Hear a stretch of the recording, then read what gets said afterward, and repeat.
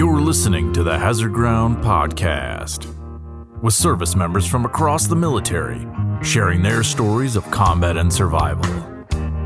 And now, here's your host, Mark Zinno.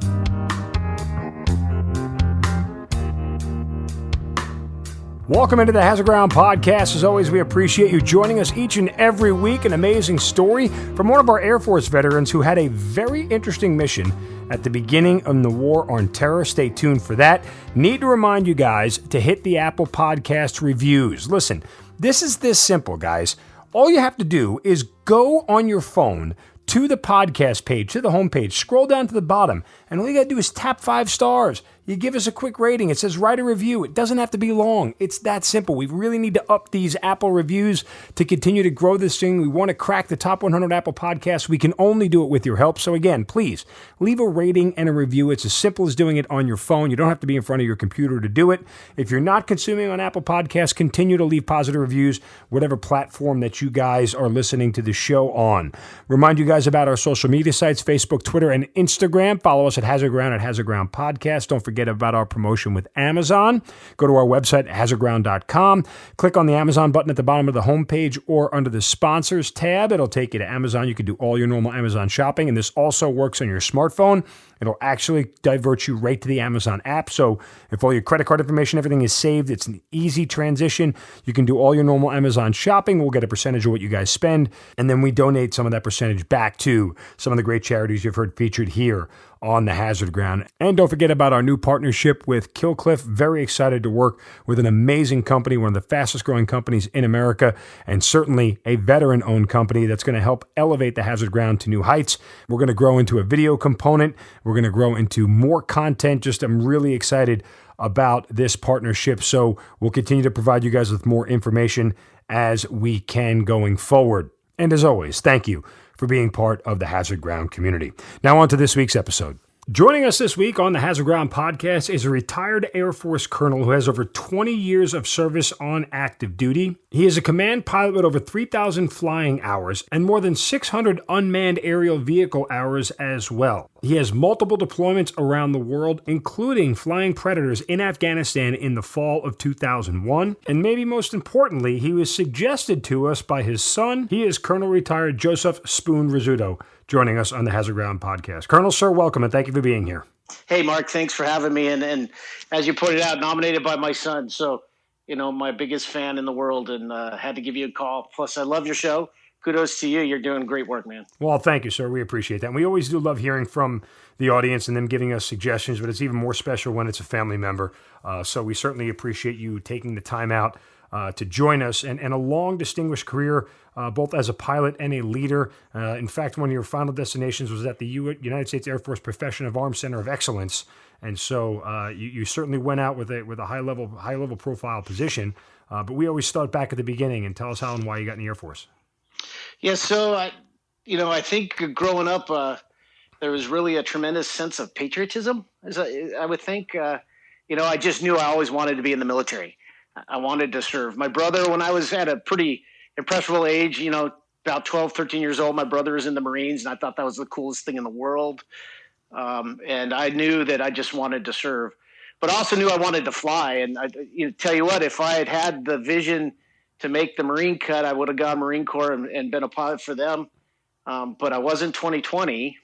So decided to go the academy routes. And a friend of ours at the Air Force Academy at the time told me, he said, yeah, it's 2020 to get in, but once you're in, it goes to 2070.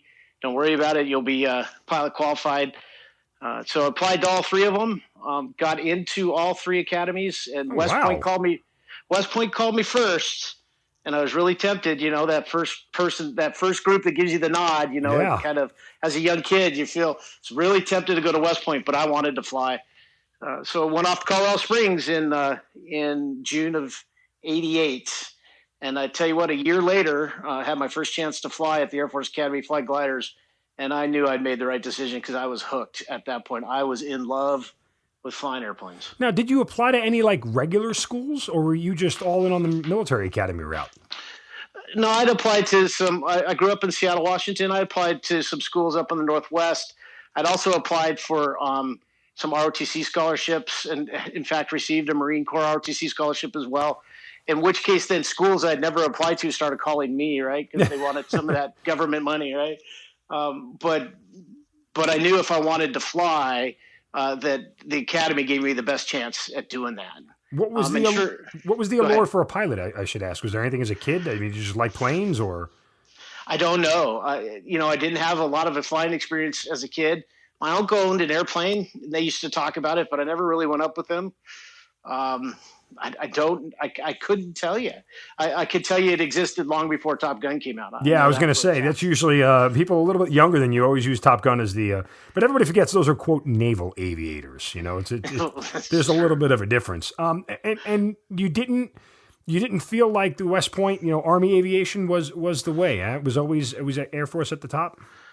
Yeah, it was Air Force at the top. No, Army aviation would have been cool, and or go the Army route and go like a lot of your guests go the Special Forces route. That all had an allure to me. I was a pretty athletic, 3-sport young man, and was thinking all of that. But the idea of getting in an afterburner aircraft and seeing if I could make it go straight up in the air was pretty cool to me, and that's definitely where I wanted to go. My wife my mom had sent us some stuff. My wife has a book I wrote in first grade, I think, called The Boy Who Could Fly, and so she just holds it up as, this is what apparently you wanted to do your whole life. And I'm like, yeah, apparently so. That was the path I wanted for sure. So you get to the Air Force Academy. Did you have any preconceived notions of what it was going to be like? Any expectations you thought going in that may have been different? What was that experience? First of all, like some of your other guests have said, it never goes smooth, does it? If you could get through the application process to those places, you can get in, right? And I didn't. In fact, I came back non-medically qualified for commission because of a mistake in paperwork. And, it took me 2 or 3 months to fix that. And that's when West Point called me and said, yeah, come on, we'll take you. But once I was there, family, friends that were attending there, walked me through a lot of stuff, and it pretty much met my expectations. I really think I enjoyed and thrived on that military lifestyle. Like I said, I always wanted to be in, I always wanted to serve. And so, basic training was hard. I think I lost 30 pounds, while I was there. I got down from baseball fighting weight back down to my wrestling fighting weight, so those aspects were tough, but I enjoyed it. And then over the next 4 years, I was fortunate enough there to get picked to be in a program they have where they take cadets to fly gliders and become instructors in gliders. And so, you're sitting in the back seat of this glider with another cadet up front, so 2 19-year-old, 20-year-old know-nothings, and we're going to drag you up over the mountains of Colorado and turn you loose and see if you can make it back and land, and at the same time trying to teach that person up front how to do it. And I tell you, that was the greatest program in the world. I was absolutely thrilled and hooked at that point by that program. And so some of those expectations exceeded what I thought I would get at the academy. I didn't think I'd get as much flying there as I ended up getting. Now, when you graduate, and forgive my ignorance, because I know about the Naval Academy and I know about West Point. I don't know that much about the Air Force Academy. When you graduate, that process of choosing an aircraft and everything else, how does that go? So when you graduate there, no advantage over anybody else that gets a pilot training slot through any of the other commissioning sources, ROTC or OCS. So you got to go off to pilot training. First, you have to pass a screening program at the academy, or at least when I went through, you did. If you couldn't solo an airplane in 10 or 12 lessons, then you didn't get to go to pilot training. Then you go off to pilot training and you join everybody from all the different sources that come together at pilot training.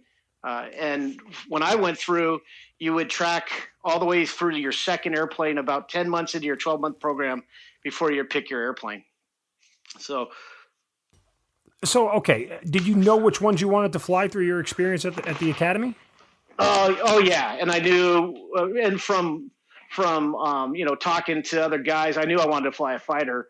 And I really wanted to fly an F-15. It was the hottest everything out there at the time. That's what I wanted to do. I picked pilot training at Shepherd Air Force Base, which is actually the Euro-NATO Joint Jet Pilot Training. So it's focused on fighter pilots, where the other bases would train both fighter pilots and transport and bomber pilots. This one was all about fighter pilots. You get to do stuff the other bases don't get to do, lead 4 ships as a solo student. It's just the hottest training in the world. I was going fighters. I knew I wanted a fighter. And when I finished, I got to fly a C-130. So, and I tell you what, you want to talk about heart-wrenching, heartbreaking, and probably one of the best assignments I ever had. Really? Why is that? Well, I got a C-130 in Alaska. So I went up to Anchorage, Alaska to fly C-130s. And I think you could fly a Cessna in Alaska and it'd be the most beautiful place in the world. And then I really liked the mission of the 130. And we were going into landing on sides of hills, mountains, dirt strips, gravel on the up on the Bering Sea to take supplies to the old DEW sites, the old radar sites. And then the other thing we were doing is we were flying around at 300 feet, popping up to 800 and throwing paratroopers out the back right there at Fort Richardson. And just an absolute amazing assignment. And then just when, you got bored in Alaska, about every 6 months, we'd go spend 30 or 45 days flying around the Pacific, Japan, out to Guam, one time down to Papua New Guinea, up into Korea a lot. And so really got to see that part of the world. At one point I was a 26-year-old kid in charge of an airplane flying out over the Pacific, a crew of 5 or 6 and passengers and stuff on board. And it was just more than I think you could ask for. And an experience I don't think I ever would have had if I had got a fighter. Initially looking back on it, I think if I had gone straight to fighters, I would have been one of those stereotypical flaming assholes, if you know what I mean. I was hotshot young pilot who knows everything, right? Yeah. Yeah, I came out of the academy full of myself, and full of who I thought I was. And then I went to fly C-130s, and I learned what flying was really all about. And the other thing, 2 other big things there. The first is I met my wife up there in Alaska. She was from Louisiana, but had moved up there to go to school, which is really remarkable since it's 8-to-1, 8 guys to every gal in Alaska, and I met my wife there. So yeah, and who leaves Louisiana to go to Alaska on purpose? Well, my wife. I was going to say, that didn't send up a red flag right away? No, and you know what? It was actually good because we're building a house right now. It's our 15th home in 22 years of marriage, and so she had that nomad blood, which was good. Otherwise, I don't think she'd still be with me, right? And she went off from Alaska to Australia and did a semester there. So, just a great gal who's put up with a ton of crap, quite frankly, and still with me along the way. The other thing that I took away from my time in Alaska was, we had other guys that had gone through fighter training as well that showed up, and they were just so bitter and so disgruntled that they didn't get a fighter that they just pretty much sat on their hands and they didn't do a whole lot. And I decided I wasn't going to do that. It wasn't the assignment I wanted, but it's the assignment I got, and I worked my ass off at it. And because of that was noted when the Air Force decided they needed to bring about 150 guys back to fighters that they had trained previously. They held boards for that, and some of the guys that applied for the board, they wouldn't even submit their name because they couldn't be trusted to do the job they were doing. They weren't going to send them off to do something else. And so I just kind of learned, man, you better work hard where you're working. Bloom where you're planted. If you ever heard that that beauty, and that served me well, and it ends up serving me really well. A few years later when I find myself in a UAV assignment that I really, really, really didn't want, right? So, but that became a major influencer in my entire career and therefore my life, quite frankly. Now, just out of curiosity, when you're watching paratroopers go out the back door of a C-130 or out the side, are you looking down at the window going, look at these maniacs? No, when I'm up front, no, but boy, every once in a while I'd riding back and watching, and I'm just like, and they're shuffling along, and these are Arctic equipped paratroopers, right? So when they fall over, it takes 2 people to stand them back up, right? Just loading on the airplane. And I'm like, wow, I just don't think I'm pretty glad I didn't go to that West Point and go that whole airborne route, right? I'd rather be in full control of the plane than jumping out of it, right? Jumping out, yeah. And it would be many, many years later before I jumped out of an airplane. So. Oh, wow. So you actually did do it? I did. 20 years after I left the academy, when I was back there, I jumped up at the academy when I was working on staff there. And I did my 5 free fall jumps and got my wings. And they asked me if I wanted to continue jumping. And I said, absolutely not. Thank you for the experience. I'll take a seat up front. I'll go back to flying you guys around. There you go. Yeah. When given the choice, I'll pick the pilot seat. So makes a ton of sense. All right. So you start off early in your career and you get to C-130. Now, what do we talk about? 5, maybe 6 years into your career, you move on to the A-10. Now, what prompted this? I know you said you wanted to do fighters, but how does that process work, and what sort of prompted the decision? So, very rare process in the Air Force for you to change tracks. Why is it so rare?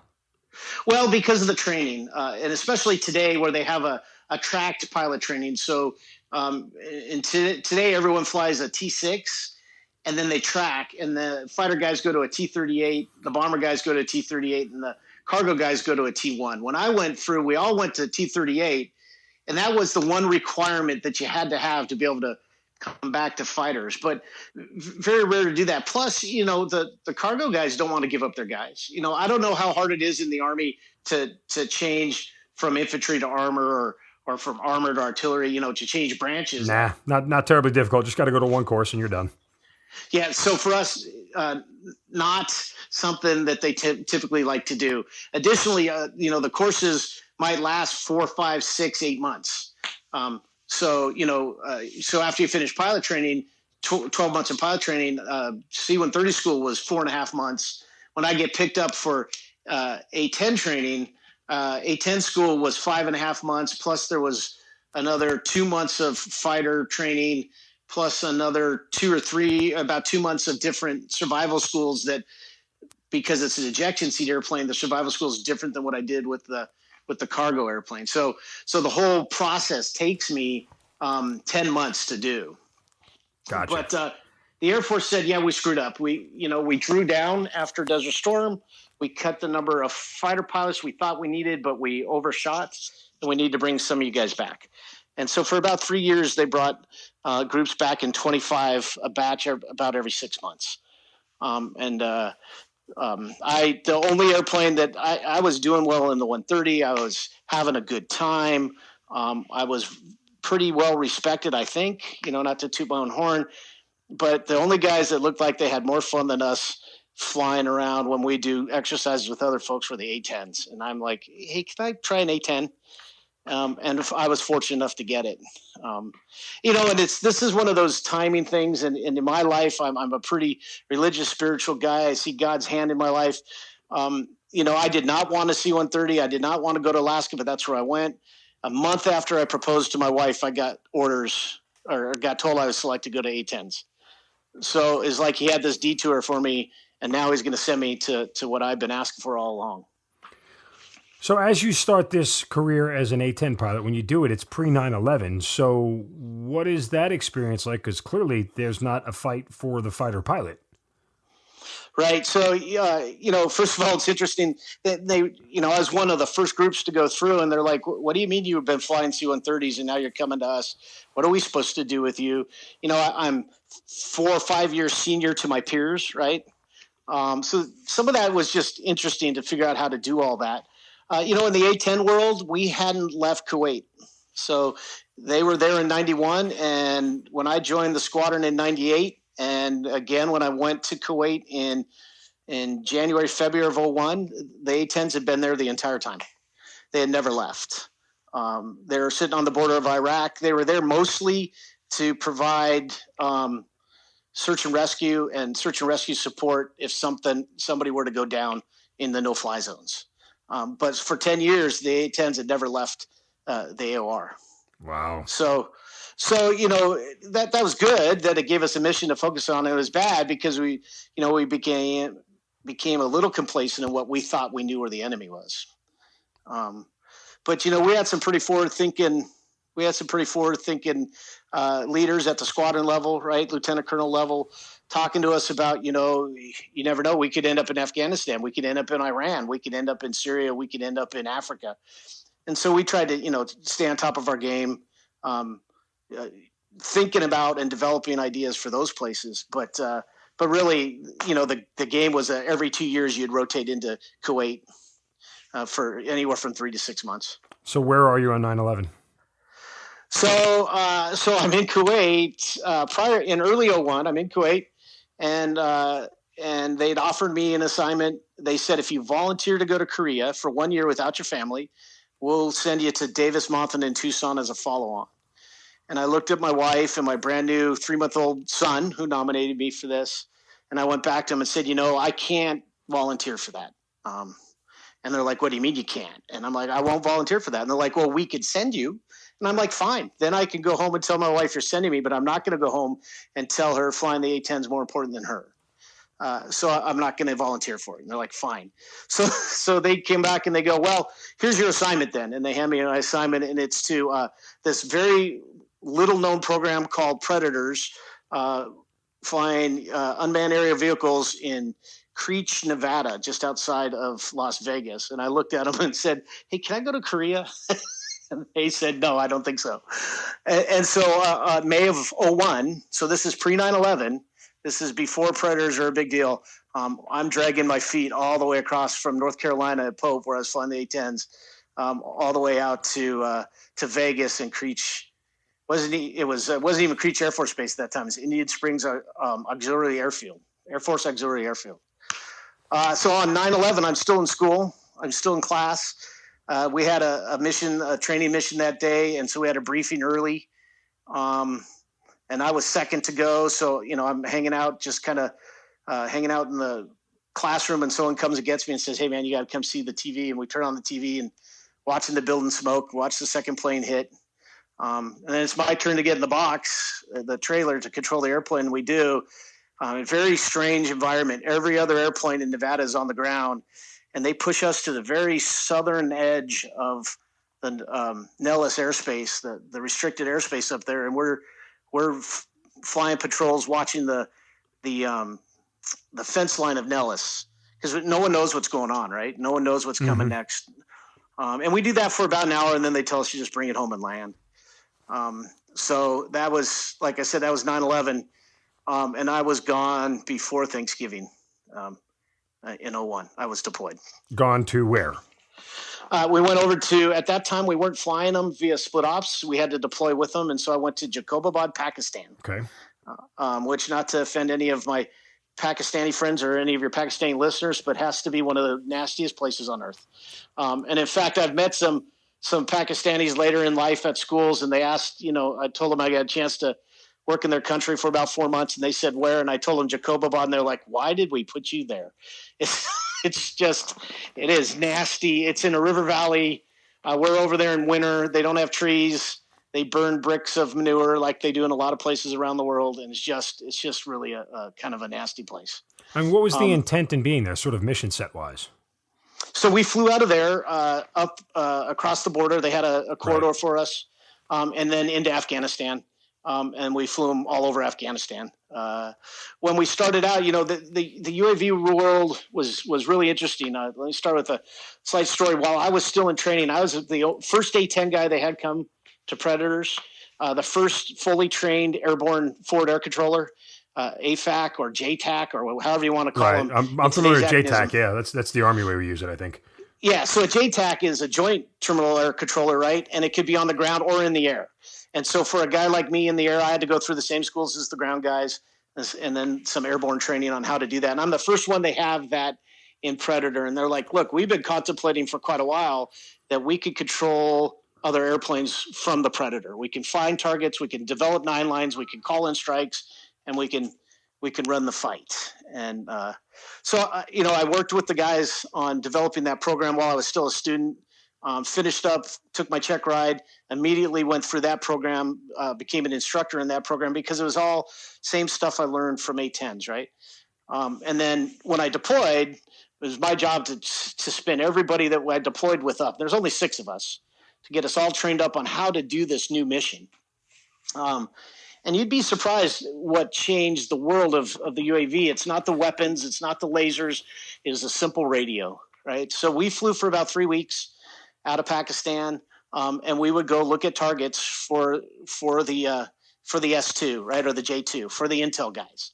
We do pre and post strike analysis, and we couldn't talk to anybody. The radio on the airplane didn't work. The only radio we had was on our control trailer, and so we had about an 80-mile range from Jacobabad. The targets were about 300 miles from where we were sitting. And then one day they came to us and said, hey, the radio works. Why don't you give it a try? So we checked in with AWACS, and they said, great. And then nobody talked to us the rest of the night, and we flew around and watched. And we watched some, pretty high-vis stuff. We watched, the night the first American was killed there in the prison.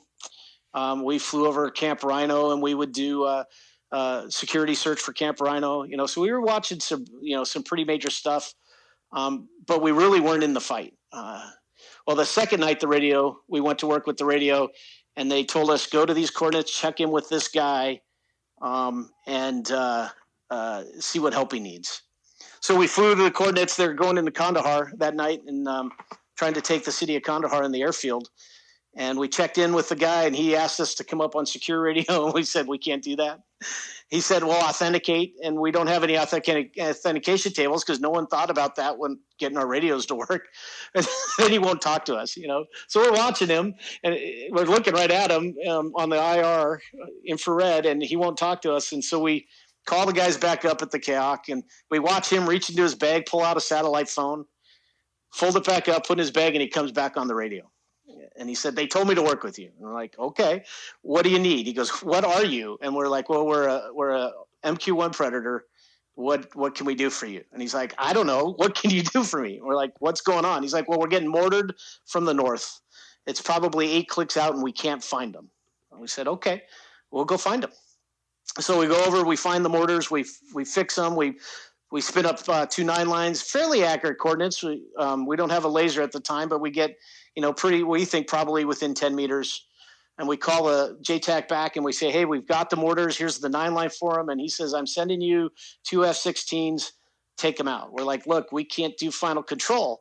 And he's like, have them call me when they're ready. I'll give them a 5-minute window. And it took a little while to get the 16s talked on. They were guard 16s. They didn't have an IR pod. They only had NVGs. Eventually, they dropped a can of CVU on the coordinates, and then we adjusted fire onto the second mortar from the impact of the coordinates of the first CBU, took out the 2 mortars.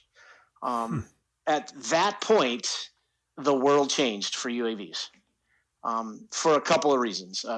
One, we did what we had trained to do successfully. 2, we didn't kill any friendlies, right? So you're anytime you're doing something brand new, the worst thing that can happen is the first thing you do is kill friendlies, and then they go, oh, we shouldn't be doing this. In fact, we're saving friendlies' lives, right? It was really interesting. Before my first A-10 brothers and sisters, in fact, it was my old squadron, showed up in Afghanistan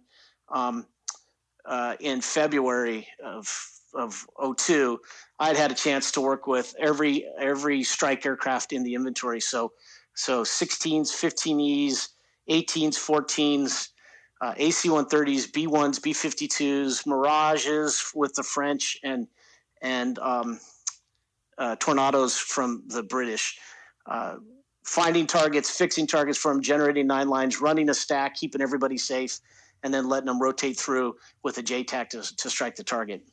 And it was really quite a rewarding experience. I'll tell you that much. Yeah, I mean, listen, for those who are civilians listening who are not familiar with this, I mean, this is, information is everything in combat, right? And what you're able to do is provide real-time, real data and information to folks on the ground, and that essentially be an extra set of eyes for them, and that is a invaluable tool to have. So when you talk about the changes subsequent to that first UAV mission that you were flying, how do things go forward? Do you start to see them ramp up more, and sort of what are some of the after effects of those? Yeah, so we start to see, we still launch every night with a target set for the intel guys, right? For the J2 Bubbas, they're still looking for pre and post strike target analysis. They're still looking for us to follow folks, to find some folks. But we start to support more and more troops in contact. The other thing that happens, and this is maybe not a good part of Predator, right, is our video is being beamed real time back to the Combined Air Operations Center, right, the CAOC. And so they're watching our video on the big screen on the wall real time. And they could pick up the phone and call us. Now, we never let them call directly to the guy at the controls, but the other pilot, because we work in teams of two pilots, 2 sensor operators, and we'd swap into the seat every 2 hours on an 8-hour shift.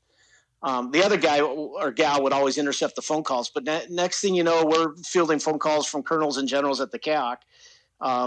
And if there's a fight going on or something really interesting going on, a TST going on, they want us there because they want to watch real time.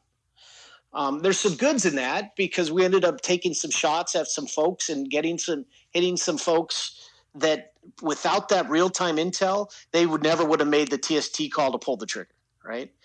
The bad in that is that all of a sudden this guy in down in Saudi Arabia and later on in Oman or wherever the CAC was sitting, all of a sudden he's got his fingers on the execution end of the fight, right? And which is not how we fight, right? We do not do centralized control of a fight. We do decentralized. I worked one night. We followed some cars for about 3 or 4 hours. They parked in a village. And they started pushing us 6 F-18s, 2 AC-130 gunships, and 2 F-14s. We're like, holy cow, I don't know who we're following, but they must know something. And F-18s show up. He wants to take on-scene command, which is understandable. He's a trained FAC, and the CAC won't let him. They keep on the UAV. When he has some problems with some weapons delivery, they direct that I send him home. And so I tell him, safe it up and go home. And so he was supposed to shoot a Maverick missile at these cars. And I didn't pass that restriction because I thought it was, quite frankly, a dumbass restriction. One bomb in the middle of all 4 cars takes it out. One Maverick maybe takes out 1 car. So I didn't pass the restriction. Well, he dropped a bomb just like I would have, only he had a fin failure on it. It was a guided bomb and it hit about a mile short. And the general on the other end of the phone went ballistic with me. And he's like, you tell him to safe it up and go home. So I tell him to safe it up and go home, and he doesn't want to go. And I tell him, the CAOC directs, safe it up and go home. I couldn't send him home to land on the ship, on the boat, to get in trouble, thinking he blew off direction from the CAOC. And so I told the CAOC, look, I never passed the second set of F-18s. I never passed them that weapons restriction. The first set I passed to, they ran out of gas and they left, but I didn't pass it to the second. And the general just growls at me. We'll talk about this later. Right. And I'm pretty sure at this point I'm losing my wings, And the F-14s go, hey, can the CAOC see your video? And we're like, yes. Can the CAOC hear our audio? We're like, no. And like, okay. So they want to know who's in the grandstands. Right. Well, I tell you what, when I worked in 99, 2000 timeframe, I worked with the F-14s as they're converting from Tomcats to what they called the Bombcat, right? They're going to dropping bombs. And they couldn't hit the broadside of BT-11 out in North Carolina, But that night, these guys, 2 airplanes, they laid waste to this town. And one of the buildings they hit, it went up for the next 3 hours. It kept exploding. So I don't know what was in there, but somebody knew what was in there, and it was definitely an ammo dump. And they took out every target. Plus, they were generating new targets, and we were authenticating them. And they just absolutely mission success. In fact, they did so well that they sent the 2 AC-130 gunships away. They didn't need them anymore. Wow. And I wish I knew who those pilots were. I'd buy them a beer even to this day because I'm pretty sure they saved my wings because they did so well when it ended. The general got me on the phone. He goes, if I tell you to do something, you do it. Don't you ever fucking ignore me again. And he hangs up. And that was the last I heard. I thought I was done, I didn't know Air Force generals talk like that. They seem like some nice, congenial fellas.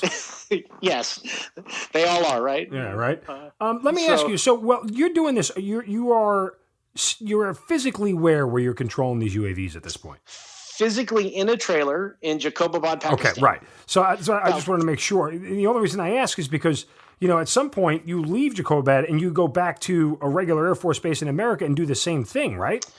Right. So what we found out, so as the world changed, so think about this. Today, and I looked for numbers yesterday, the Air Force has somewhere between 65 to 90 orbits going at any one time.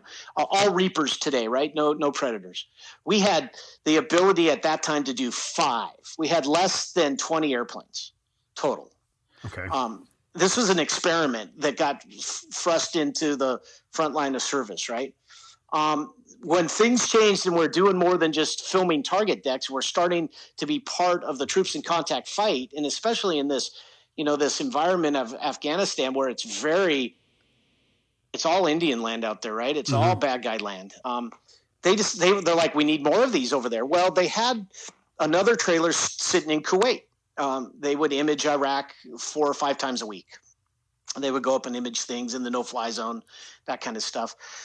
And they're like, well, how can we get another orbit up? Well, we talked about it, and we said, well, what if we take our airplane off? You could control these things through the satellite or on a direct line-of-sight link, just like a remote control airplane, right? Or your little remote control car.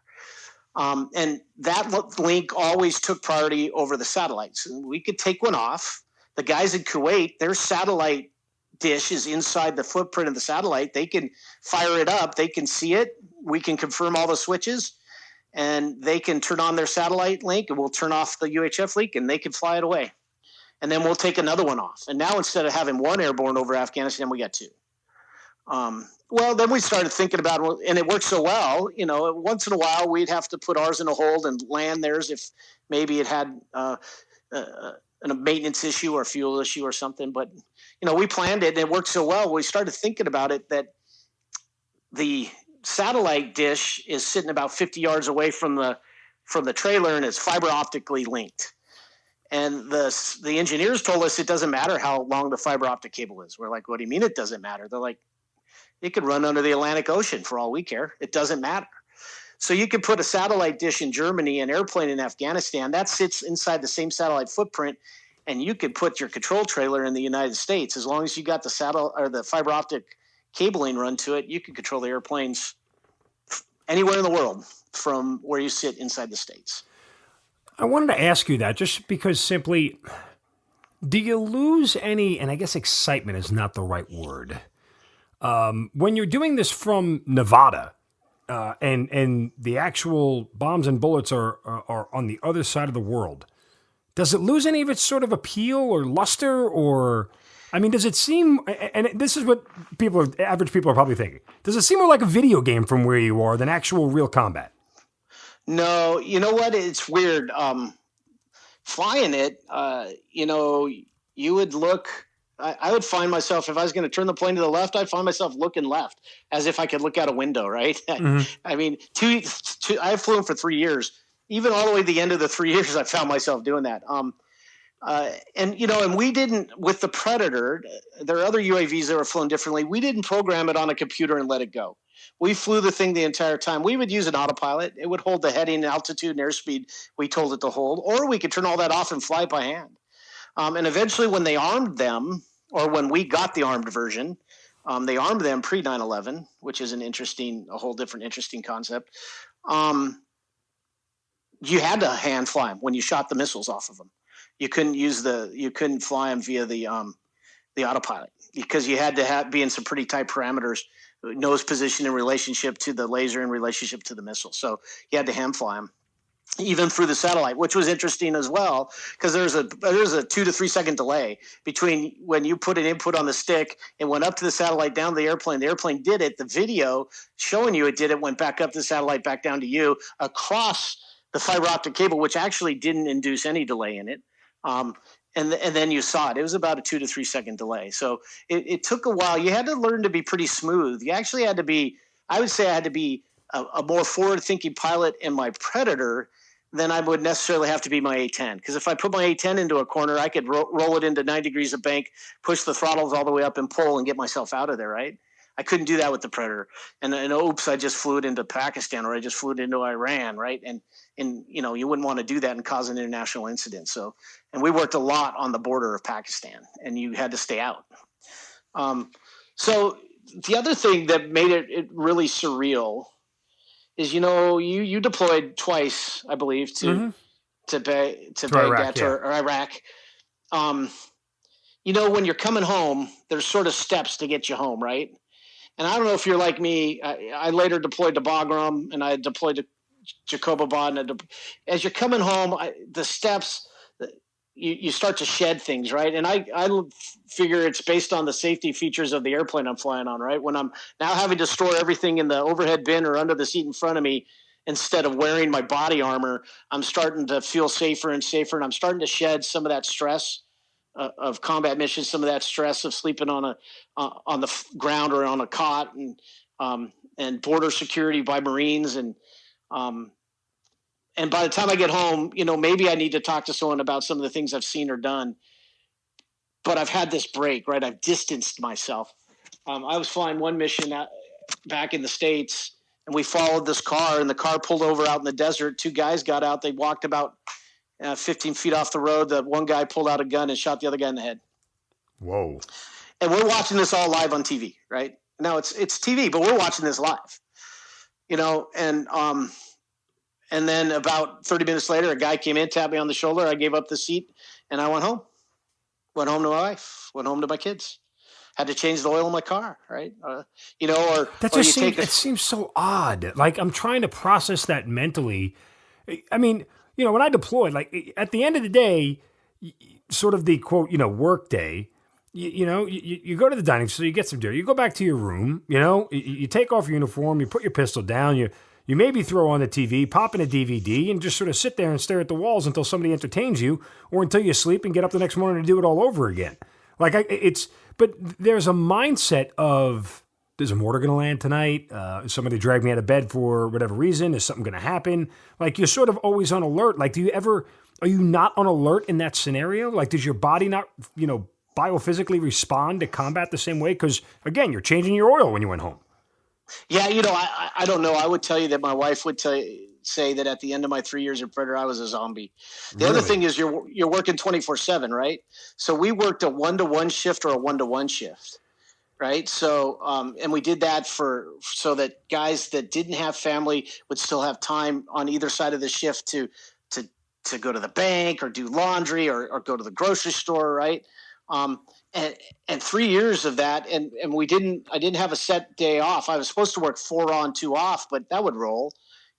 Hey Joe, will you trade with me? I got to have this day off for my kid, and so I'm working 5 on and 2 off, and then 3 on, 1 off. And at the end of that, and the stress, I was a zombie. And the worst fear for me when I was flying UAVs, the worst fear is that I would get involved in something. Driving home, proud of what I just did, wake up the next morning to read about a wedding party that just got blown up. Wow. That was my worst fear, right? Because we stuck our nose in everywhere, in everywhere we went. The other one that was really strange, you think about this one, is we ended up, we had 2 trailers, 2 orbits. Iraq kicks off. One of the planes moves over from Afghanistan to Iraq. And so you could be in one trailer for 2 hours. The guy comes and relieves you. You step out, you take an hour break, and you step into the other trailer, and now you're flying in Iraq. So, and the rules of engagement are just slightly different enough, right? Different command team you're talking to. And while that was at least one command team, one KAOC, you could step out of one in Afghanistan, an hour later step into another one in Korea. That's crazy. I mean, I guess. Yeah. And that messed with your head. Yeah, well, I mean, I'm more sort of just thinking of basically combat orientation. Like, I mean, when I'm driving through Baghdad, right, for the first time, you're essentially lost, right? I mean, you've never been there before. You don't know anything about the lay of the land. And it's not like driving in America where there's a street name and there's easily identifiable, like, terrain objects or things that you can orient you to where you're going to go. But after, a couple of weeks or a couple of, iterations ago, you start to just recognize what everything looks like. So when you are looking at the ground in Afghanistan, and then you walk across to a trailer in Iraq, how the hell do you know what you're looking at? Yeah. I tell you what, one of the things we recognize that one of the things that we did do is only our instructors were allowed to jump, right, on the same shift. You might be in Afghanistan tonight and Iraq tomorrow, but unless you were an instructor, you didn't switch back and forth because it was disorienting enough, and the terrain's different. And and your urban versus these hillsides. And it was it messed with your head a little bit. And I think it still does to these days, and a lot of people the Predator, the UAV guys, they're not at risk. They're not getting shot at. They're not, man, we learned some lessons in Kosovo. One of them was the whole communication. That was the impetus to get the radio working. They had 2 tanks in a tree line. And they had 2 A-10s 1,000 feet below them. And for an hour, they tried to relay through the kayak to AWACS to the A-10s where the tanks were, and they couldn't ever talk them on, right? And they were all right there. But the other one, they had one day they watched the bad guys come into this town, go to this door. They yanked the door open. They pulled this family out, and they're like, oh, God, they're going to shoot them. And they put them in the car. They make a big show of strapping the kids in the car seat in the car, and they point, and the car starts driving down the road, and a tank comes around a corner and runs over the car. This is in Kosovo. And the guys, our guys, the Predator guys, this is right before I got to the unit. They're watching all this, right? And you think, wow, what a horrible accident. Now the tank pulls up to the house. The guys in the tank get out, and they're hugging the guys that put the family in the car. And if you don't think that sends you home with some issues just because you're not there and you're not at risk of taking a bullet, ending up like my friend Casey Campbell, in her shot up airplane. Just because you're not at risk, that stuff still messes with you. No, hard. Yeah. And again, I apologize if I came off that way. That you don't. You got it. I've heard other people say that, and I'd say to this day, we still have guys that are flying these things from all over our nation now at this point, in combat, taking on ISIS when we were doing that, taking on, still working out of Afghanistan, and man, they're still doing the Lord's work and the country's work, and they're going home every night to their family. So it's just an issue. I think the Air Force has worked hard on it. No, they really have. And that's the thing. It's not.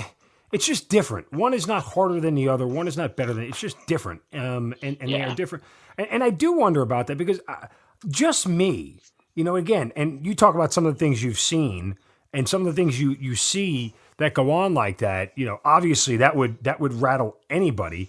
If you see somebody rip a family apart and put them in a vehicle and run that's damaging no matter what. I'm just more. I'm thinking probably more linear in a sense of sort of combat tactics, because I've been in those rooms and I've seen those guys operate those things, and I'm sitting here going, in my head, and this is the ignorant response, but it's like a video game to me. Like, it's just like, oh, bad guys, take them out, boom. There's no, for me, I don't know if and then maybe I would feel different I did it, but the emotional connection to it obviously is different. Like, to me, it seems less personal, if that makes any sense. Not even. I'm sorry to cut you off, but not even because I'm not on the receiving end of gunfire. But it's just one of those things where it's like, there's no the explosion is digital, right? Like, there's no rumble. You don't feel it, right? There's no a lot of the other sensory perception of combat isn't there. Like, if that makes sense.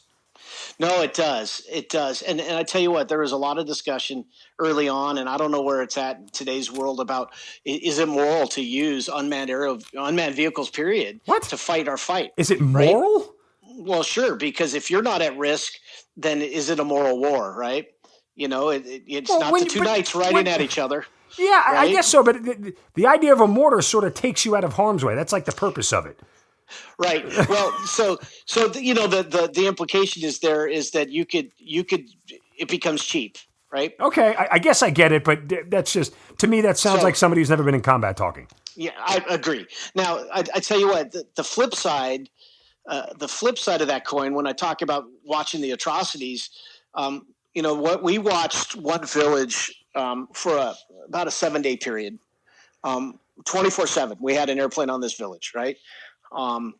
And so much so they would say, go to target 3, and we named them. Oh, that's the McDonald's. Oh, that's the bank. Right. And we didn't go back on day 8. to start. And then they sent us back. And as we come over the top of this village, the entire village is smoldering. They brought in, I don't know if it was a B-52 or a B-1. I don't know how many JDAMs they put down on this village, but they leveled it. And it's still smoldering and smoking and dusting, right? Except for one building they didn't touch. And it's the building that we always filmed the kids playing soccer in front of. And our government, our military said that building's a no-strike building because that's where the kids live. We watched this village for enough time to know the village's pattern. We knew where the kids lived, and we avoided that building. And so even when you're spending hours of boring work in the Predator and now in the Reaper, you're still doing stuff that really had impacts that you just didn't realize that it had. And I was pretty proud on that mission too, to see that the one building we didn't blow up was where the kids lived.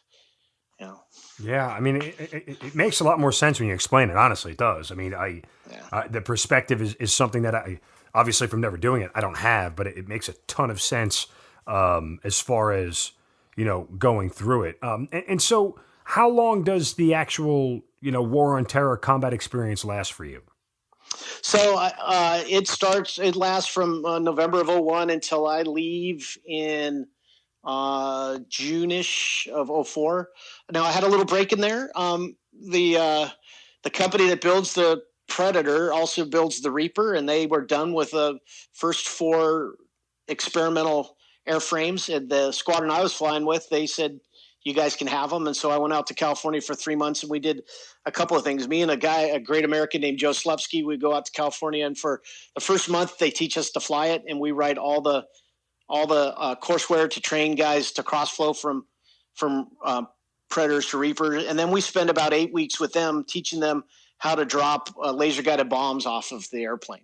Because up to then we'd only ever fired Hellfire missiles, and the delivery of a missile versus a bomb, very different. The software and what the software has to present and how you calculate it, all very different. So, and my good friend Joe, we flipped for it. He won, and so he picked first bomb. So he got to be in the seat the first time a bomb came off of a UAV, and I got to get the first flight. So I went down in record as the first Reaper pilot in the Air Force, which was kind of cool.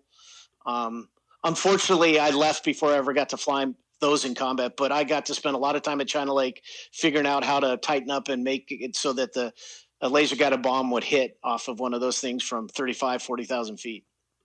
And so other than that, in a short period where I upgraded to instructor, so probably total of 4 or 5 months, that entire 3 years was War on Terror, Afghanistan, Iraq. So the entire time. Yeah. I mean, that's wow. Man, I mean, did they at the time realize sort of the combat fatigue that you guys might have been subjected to? They did. But it didn't, I don't want to say it did matter, but it didn't matter. They did. And a lot of our senior leaders talked about it, but at the same time, remember, so I said we had less than 24 airplanes, 5 orbits, right? One of them was training back home. So 4 orbits we could put up in the 2 AORs. By the time I left, I think they were upwards of 30. So they couldn't feed the fire fast enough to keep up with the growth. Every combat commander wanted these things overhead. Right. The ability to do the time sensitive targeting on it really made a huge difference in that time sensitive target. Right. Because you could certify who you're striking, and it's hopefully not the wedding party. Right. It made a huge difference in targets that would have got away didn't get away. But yeah, they couldn't feed that fire fast enough. We tried to go down to 3 shifts, 8 hours long instead of 2 shifts at 12. And we got there for a couple months, and then we lost bodies to stand up new squadrons, and we had to go back to 12. So there was some recognition. My friend Joe Slepsky I told you about, he spent a solid 2 years working the 1 a.m. to the 1 p.m. shift because he didn't want to work the other one because he'd never see his kids. Right. And so this guy was, operating on 4 or 6 hours of sleep, and, but that's what he had to do to live his life too. So there was some recognition of the fatigue, you bet. Is this your last combat experience? No. The good news is I was fortunate enough when I came into Predator, they promised me to return to A-10s, base of choice. So I come out of Preds. The guys following me, they got stuck. They never came out. They never went back to flying what they were flying before. So my wife and I get sent off to intermediate service school, right? Air Command and Staff College, right? And my wife and I have a discussion. Of course, they want me to come back to the Predator world. I have a pretty long list of firsts in the Predator world, and they want me to come back to that. And we have a discussion. And my path, if I go that way, is probably pretty clearly set. Onto command and senior ranks. But I remember that love of flying. I told her, I said, as much as I considered it flying, as much as it was a mission impact, I want to go back to my butt in the airplane. And so I talked to my assignment guys, and they said, fine, you went to school, so base of choice is gone, but we'll send you to Korea. Which, remember, that's how I got to UAVs to begin with, remember? So only this time they'll let me take my family. I'm a senior major. They'll let me take my family. And so they're going to go with me for 2 years over to Korea to fly the A-10. I come out of school, I get promoted early to lieutenant colonel. And because we pretty much figured I was done rank-wise, I'd make lieutenant colonel, but I wouldn't command because I'm not in the A-10 world. I'm just another guy. I wasn't even an instructor at this point, right?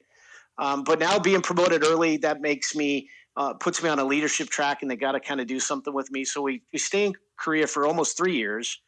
And then I go to Moody Air Force Base to fly A-10s again and rejoin the Flying Tigers, which is who I was flying them with at Pope. They'd moved down to Moody. And in spring of 2008, I deployed to Bagram back to Afghanistan with the squadron that I was attached to. I was working up at the headquarters level as the director of safety, but I was attached to fly with the 74th Fighter Squadron, and we go back over to Bagram.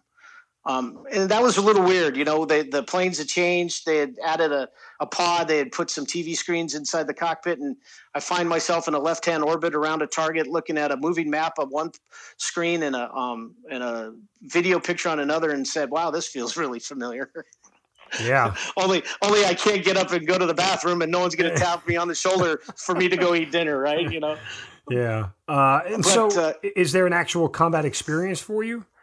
Yeah, so I'm over there because I got to come back and take command of the support squadron. I'm over there 90 instead of 180 days. And I probably flew about 40, 45 times. So I'd fly and then sit leadership desk and then fly. And I employed on about half my missions. So, about 20, 25 times I got to either drop bombs, shoot rockets, or shoot a whole hell of a lot of 30 millimeter Justice. And I tell you what, having been an A-10 guy now in my third assignment, and there's just a different breed I hope you find in the A-10 guys, that they just value helping the guys on the ground, right? It's all about the guys on the ground. It's all about what can I do for them. Every time I got to blow up a machine gun emplacement or take out a wooden bunker or roll in and fire 30 millimeter on guys taking actual fire, I tell you what, that was some pretty rewarding stuff. And it is what I had trained for and what I'd wanted to do going all the way back to when I came out of the academy, and I was finally getting a chance to do it. Does it feel any different than pushing the button in the trailer than it does when you're in the aircraft? Well, so of all the engagements and all the stuff I worked on in UAVs, and I took out SA-2s, and I took out different anti-aircraft stuff. I only ever got to shoot one missile, and right end game, my sensor operator pulled the laser off, and we missed. We were shooting at a ZSU-23-4, and we missed. That was the only time I ever actually got to employ a weapon off of the Predator. Otherwise, I was controlling other guys doing it. Gotcha. Okay. In Afghanistan, the JTACs on the ground never gave the air guys control of authority to release. So now it was my turn to do the release. And I tell you what, the first weapon I dropped, it was through the weather, which is not something that's comfortable for an A-10 guy. We like to see what we're shooting at, but I got a GPS bomb on board. I'm allowed to do it, and they're taking machine gun fire. And as I'm turning in to come in on this target, I check the coordinates that the bomb's going where I want it to go, and it's not. And I check the coordinates I've written them down on my leg, and I check, and I check where the bomb's going and they don't match. And I check the coordinates for the computer where I'd entered in the computer and I titled the target, and they're correct, but where the bomb's going still doesn't match. And I'm getting ready to turn in about 8 miles out now, and the bomb's not going where I want it. And I look up, and the bomb's going to a target labeled FOB. And I'm like, oh, crap. And I toggle up one, and it's now going to target 1, right? And they all match. And, and that fob was only about 3 kilometers away from where this bomb was going. I would never have noticed the difference over the top of the weather, right? Oh, man. So I'm checking 5-6 times now on the run in. I pickle that bomb off. I call countdown to splash 2. Behind me pickles his bomb off. He calls countdown to splash. And the guy on the ground doesn't say a word to me. And finally, I ask him, where'd the bomb go? He goes, oh, those were perfect hits. And I'm just like, oh, I'm sweating buckets at this point, right? Because I almost put that thing on the frickin' fob chow hall, that would have killed me. So yeah, but that's that same thing as going home from the UAV and waking up the next morning to find out that your big victory was a wedding party, right? It still comes down to the responsibility of the weapon, right? I don't know if in your world, branch guys, if it's any different, if you're shooting the gun on a direct fire or you're lobbing that mortar over the hill, if you're hitting friendlies on the other side of what you're shooting, man, it leaves a bad feeling in you, right? Oh, absolutely. So, but I tell you what, no, I enjoyed getting to finally do what I trained to do. And I got, when you shoot the 30 millimeter in the A-10, there's no better experience in the world than that. The whole airplane shakes. The whole cockpit fills up with cordite smell, right? Like you've been on the range. It's just awesome. And when you're doing it and then they stop shooting at our guys on the ground, that's pretty cool. They would call in for shows of force sometimes. And the 16s and the 15s and the 18s, they drop down to about 100 feet and they come over the top of the crowds that they wanted to scatter at full afterburner, 500 plus miles an hour, and just this thunderous sound, and the crowds would scatter, right? The A-10s would come over and the crowds would look up. They wouldn't scatter. But if we then pulled up and went out to about 2 miles and turned around and put our nose on them, they ran at that point. Wow. Because they knew. And we weren't going to shoot. We weren't cleared to shoot. It didn't matter. As soon as our nose pointed at the bad guys, they just ran. And that, again, is a pretty cool sense in that it's all about the guy on the ground. It's not about the glory of the guy in the air, right? And this goes all the way back. So where did I learn that? I learned that in C-130s in Alaska, right? It's all about supporting those guys on the ground and not being the full of myself fighter pilot, how macho am I? And I really enjoyed that deployment for sure. Now you ended up back at the Air Force Academy as a commander there of a training group, correct? Correct. Yeah. So I ended up the 306 Flying Training Group, which was all the flying and airmanship done at the academy. So there was the glider program, there was the free fall jump program, and there was the power flight screening program, which wasn't screening; it was introduction to power flight. 10 or 12 rides in a powered airplane. So I had all that, including the airfield. And then, interestingly enough, I'm at the academy. I'm the commander of all the flying for the academy, but my chain of command is not through the academy. It's through the training command out of Randolph Air Force Base in San Antonio. So I also then supervised all the flight screening for the Air Force in Pueblo, Colorado at the time. I had that, and that had nothing to do with the academy. That was an actual training command mission there. Any reward personally to go back to the place where you got your start and sort of mold younger Air Force cadets? Yeah, I tell you what, I'm glad you asked that question. I'm going to answer that two ways. First of all, just being back in my alma mater was surreal, and then even though I'm not assigned to the chain of command of the 3-star at the academy, I work for him, right? Let's not be, we've all had that where you're really in this group, but you're working for this commander. And I'm one of his 6 top advisors. And I'm like, how did I get here? I felt like the little kid in the giant rocking chair, right? I'm like, I'm a baby colonel, and how did I get here? And so that was really fun. And it was a fun assignment, the football games, the cadets. I tell you what, anytime people in our country start to doubt the future of our country, just go to a program like West Point or Annapolis or Colorado Springs Air Force Academy and talk to some of these young men and women who have volunteered to serve their country, and you will be so impressed that you will start to relax about the future of our country, because we got quality folks in these institutions, and they're bound for major leadership, and they're amazing. They're amazing young men and women. I'll tell you, let me tell you this story. Probably the most rewarding thing in my Air Force career happened while I was there. So I go down to Pueblo. It's flight screening, right? So you're starting day one. This is your path to becoming a pilot in the United States Air Force. Really, anything in the air, because our EWOs, our weapons system operators, the guys that sit sideways or in the back seats, they go through these programs too. Our UAV operators go through this program, I'm the senior guy, so I felt like this is such a momentum occasion for these young lieutenants that somebody needs to greet them. So I went to every single start about every 6 weeks, and I had a set speech, welcome, and you better work hard because it's for real and there's no second chances, blah, blah, blah. I finished one day, and as I'm walking out, this older lieutenant stops me and he goes, Colonel Rizzuto, and I turn and he goes, do you remember me? And I'm like, I am so sorry, but I don't. And he said, when you were the OSS commander at Moody, I was an air traffic controller in your squadron, and I came to your office one day with the chief, and I told you I wanted to be a pilot in the Air Force, and you laid out a plan for me, and you told me the steps I needed to do to go get it, and you changed my life. And I said, well, here you are. Where are you going? He said, I'm going to Shepherd in 8 weeks to Euro NATO, and hopefully I can fly an A-10. And he's like, I just wanted to thank you. And I walked away from that, and I don't care everything else that I ever did. And you've commanded. When you find out you've touched somebody's life like that and the ripples that has, there's the reward right there. After that, I was like, whatever. The rest is gravy, man. Yeah, I mean, that is incredibly, and I mean incredibly rewarding.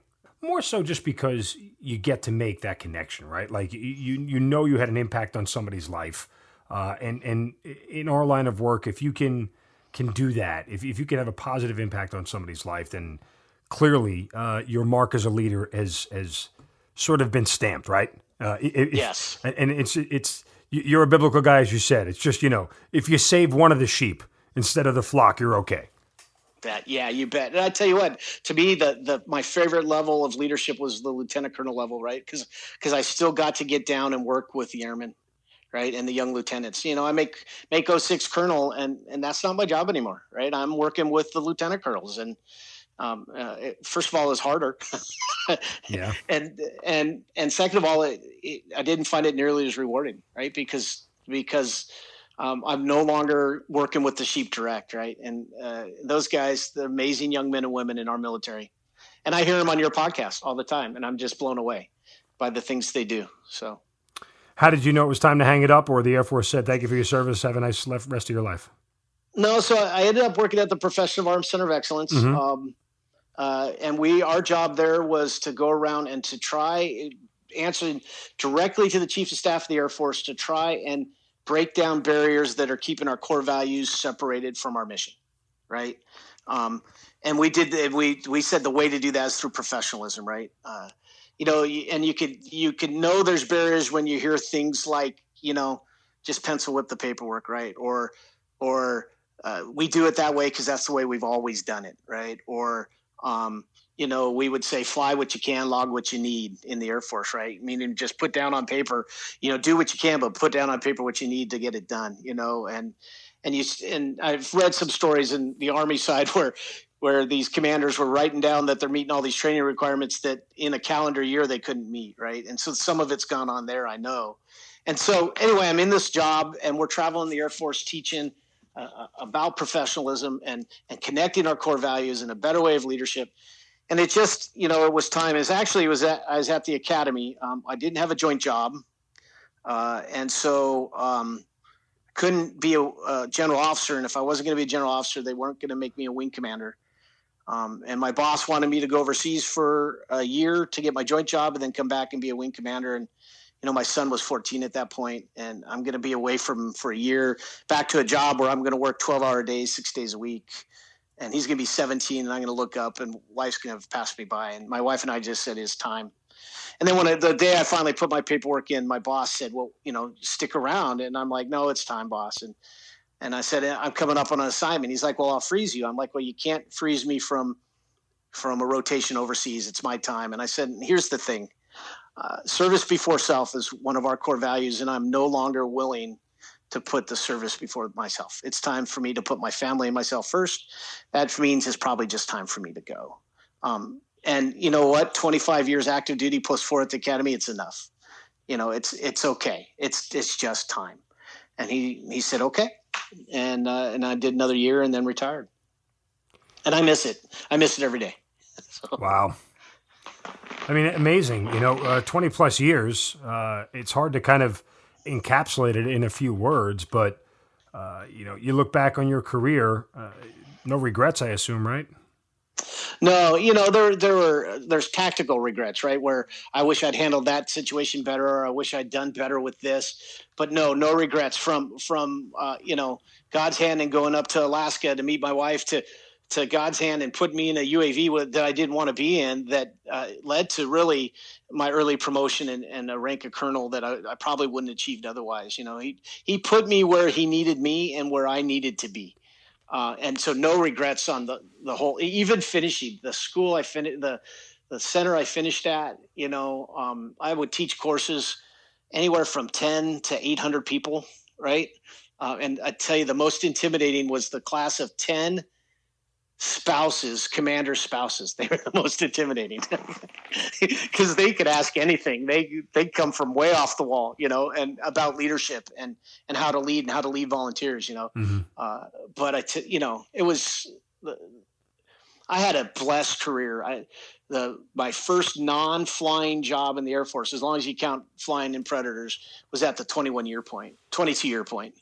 And I got to command twice in Mako 6. There are guys they'll tell you they'll gladly retire as a major if they just never have to leave the cockpit and stop flying. So, I had an amazing career. There's absolutely zero regrets. Now, we mentioned earlier your son nominated you for this, or reached out to us to put you on. What did you tell him about your military career? What does he know? Is he going to hear anything here that he hasn't heard before? No, he's heard all this before. He may call you back and tell you half of that was lies. 10% rule, right? So the storyline needs to be 10% true. No, I'm just kidding, man. Everything I told you is 100% true. Yeah, he's very proud of me. And I'm extremely proud of him. He talked about going down the road of service, military service. And at one point he wanted to be a crow, right? Which is the officers over the top of the PJs. Mm-hmm. And he looked into it. He did some exploratory programs. Civil Air Patrol has one on that, and he just decided it wasn't for him. And I got to tell you, it was one of the hardest things as a father, because I knew all along it wasn't a fit for him. But wasn't going to tell him, you're not going to make it, or that's not a fit for you. And it was just hard, and I had to let him come to that decision on his own, right? And but now I'm just really proud of him. He's chosen. He wants to run the leadership route. He wants to run Christian youth camp. That's what he wants to do for a career, and I couldn't be prouder. To watch him pick the ministry to go into basically as a youth camp director. To me, that's just amazing. Really proud of him for that. No, absolutely. And again, thank him for us. It's a great story. I mean, honestly, I'm not going to lie. When I do research on some of the guests that come on, and granted, we have more in-depth research for some guests than others, just based off of what they've done in their career. But you gloss over your assignments, and nothing like, prior to us recording, you mentioned that you said, I hope it wasn't too boring, but I'm like, no, every story is unique and they're all great, but nothing jumped out at me. But when I hear you talk about it, there's so much here, man. Like there is a lot of really amazing things that you accomplished in 20 plus years in the Air Force. Well, thank you. I really appreciate that. Yeah, we didn't even talk leadership. No, which is one of my favorite topics to talk about. We didn't even talk about, my last 2 years teaching a different style of leadership of trust, right? As opposed to leadership of power. right? I love Colin Powell's video, but I think he's at a White House press conference and the gal asks him, what's the key to leadership? And he says, trust, right? Trust. And he tells the story as a lieutenant when he says, when they follow you just to see what you're going to do, you're a leader. It's amazing video from Secretary Powell. And that's the kind of leadership I wish our military uses. And as unfortunately, as we both seen it, it's more about I'm the colonel and you're not, so do what I said. We see more often than not, right? And we can see it today in multiple stories of generals and colonels, being relieved of command for inappropriate behaviors.